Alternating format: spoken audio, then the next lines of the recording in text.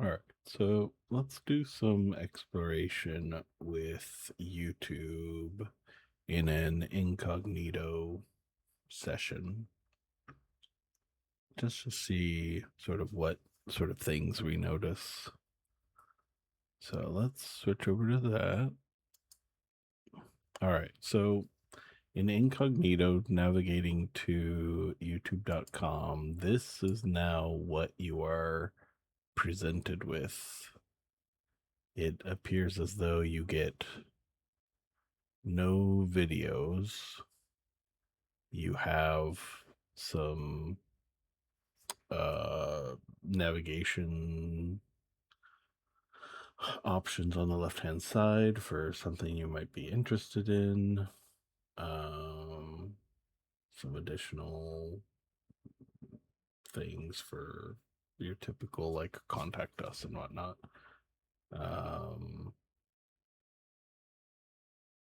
And some of the upcharging or upselling options available for like YouTube Premium, YouTube TV. You've got your sign in to and an explanation as to like what that might do. You've got some sort of settings for what to change. You got search with your voice, your search button, your input field. All right.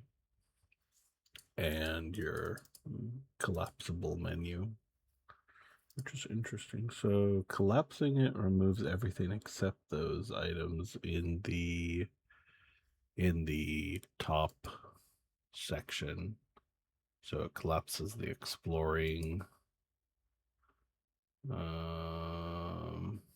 It's got some other things to explore from expanding, show less, show more.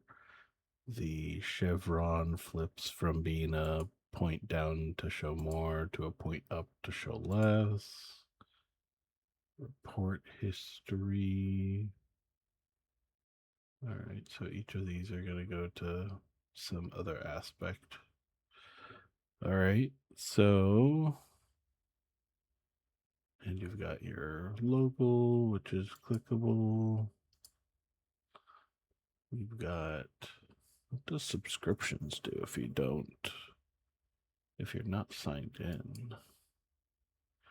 Don't miss new videos.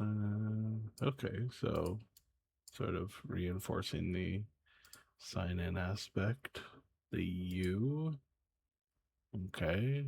Also, which seems interesting. Like, I mean, I can understand showing them just as like this is like the default buttons, but if you're not signed in, like these things don't make sense. Like the only thing that would make sense is like shorts and home and technically history if they were to like store that um as like a temporary thing for you so that if you then did sign up they then attach that to your account.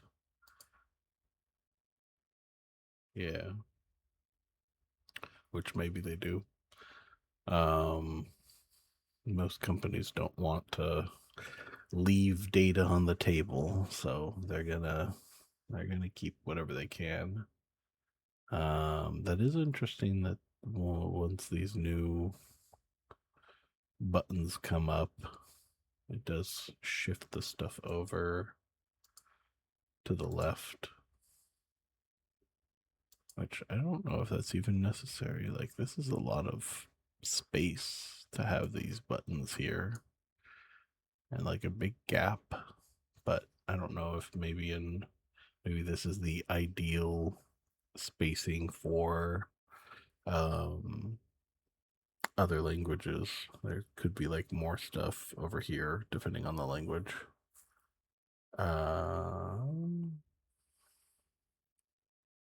Cool. All right. Well, let's see. Your data. No, it's going to go to an account.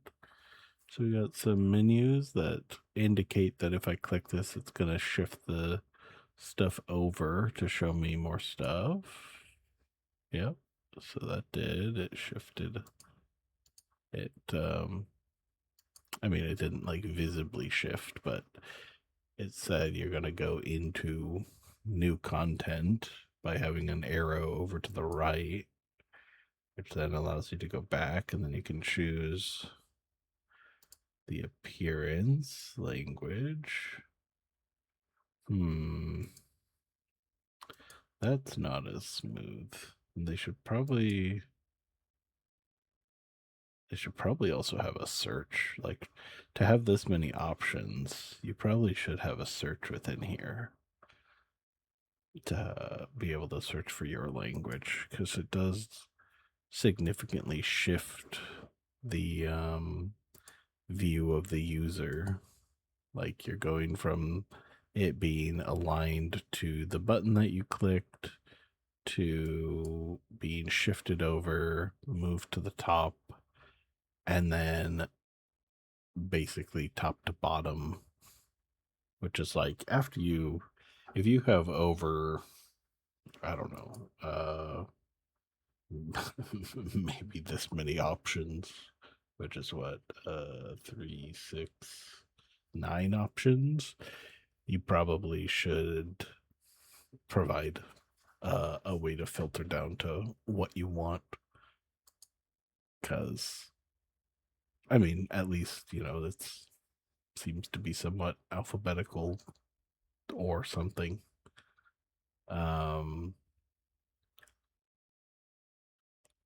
But yeah, that doesn't seem like as pleasant of an experience because of the amount of shifting it does. What about restriction mode? Okay, so that's fine. So let's activate restriction mode. What does that do? Okay, so it refreshed restricted mode on. This helps hide potentially mature videos. No filters 100% accurate. Okay, so they clearly explain that we're not perfect. The setting only applies to this browser. Sure. Restricted mode locks, prevents others from changing their restriction. Okay. Okay. I mean, so that's fine. Location. So this has the same issue I mentioned with the display language, where it's like shifted to this massive list, which should just have like a filter at the top. Keyboard shortcuts. So that pops out a modal with all the different little keys you can press to do different things. Help will do what? Oh, interesting. That's not, I don't, that feels odd. And send feedback, I assume, since these are in the same section, we'll probably open up another little pop up from the bottom. Nope. Help us understand feedback. That says, nope, not now. Okay. Oh, okay. So that's interesting. So it didn't, at least originally, I didn't notice any sort of like visual indicator that something was like going to be loading, or that something was happening. So that's interesting. It's because this is like the first time you're doing this, it's like a little wizard to walk you through it. So this is saying click to add a screenshot. You can mark an area with the edit tool, select content in the tab. and share. Okay.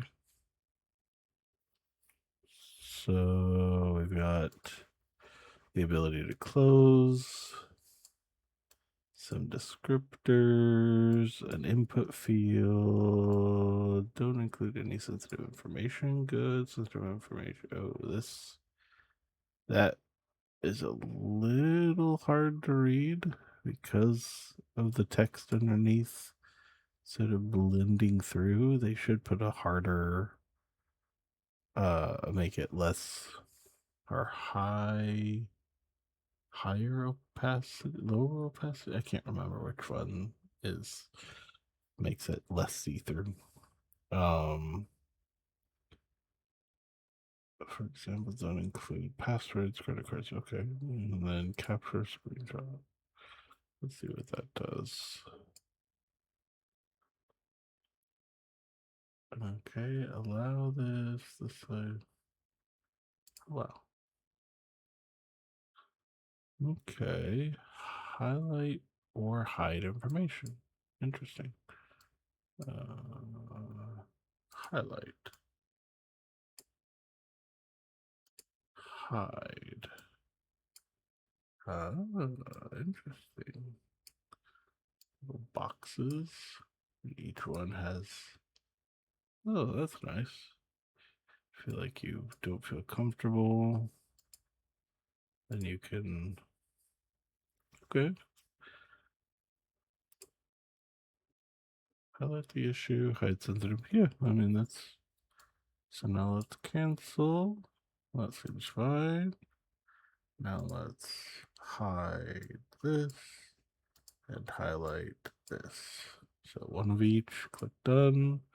It looks like it did update to those things. Let's remove the screenshot. That seemed to be removed. So,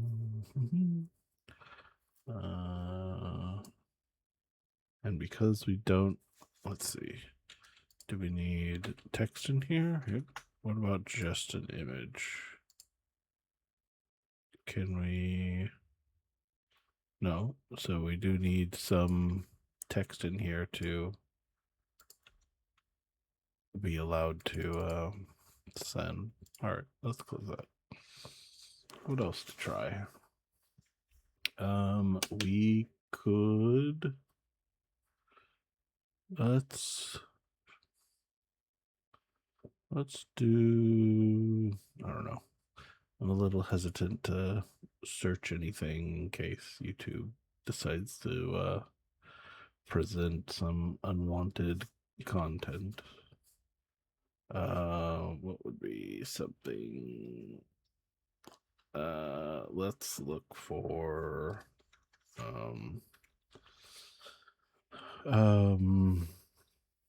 HD nature video 4K. Sure. All right, let's see what happens. All right, so now we've done a search. We have the clear button. I pressed enter instead of clicking the search button. Okay. Apparently. All right. Well, that's something. So hovering over does like the autoplay that you can like see what the content's going to be. Each of these sections has the title, some information about views, when it was posted, what channel it's from, whether they're verified, and the description of the content. We have menu buttons next to it. We've got some additional filtering that's allowed. And the filtering provides some additional things that you can change to better search for what you want. Let's see if something was done this week. Okay. 4 days ago. That is this week. 7 days ago. This week. All right. What else we got? We got add to queue, save to playlist, and share. Share normally opens up a modal with additional information as to how you're wanting to share it, and then what the URL is, and then if you want to start the video at a certain point, then you can add that modifier. Interesting. Yeah, I think we'll stop there for now. I think there's so much more to dive into, but that would make this video super long. All right, there we go.